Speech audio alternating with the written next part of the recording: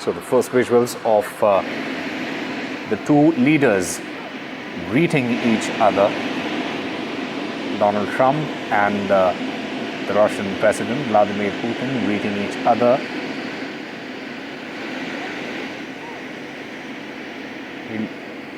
All right, let me go across to Maha Siddiqui, who has been covering this from Alaska. Maha, both the leaders have arrived. Take us through what is happening. Yes, absolutely. We can see those pictures coming in of the handshake on the tarmac between President Donald Trump and Russian President Vladimir Putin. They are now walking towards the venue. This is on the joint base, the joint military base in the United States. And right behind me, right outside the joint base, if you can see behind me, there are peaceful demonstrators standing here with Ukrainian flags saying, stand with Ukraine. Have a look at this behind me.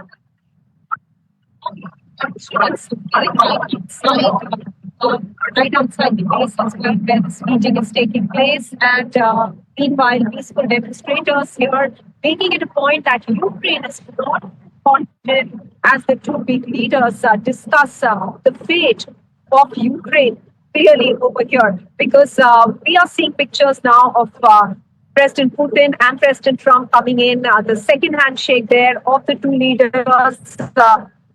I would say some sort of relaxed body language there, Sama. Both are trying to at least depict that they are showing willingness to talk on the peace deal. Remember, President Trump specifically has said that within minutes he will gauge the interest of President Trump in striking a peace deal or not. He's also said that more sanctions could be levied on Russia if they do not show any inclination today of striking a peace deal, and that it could be punishing for Russia.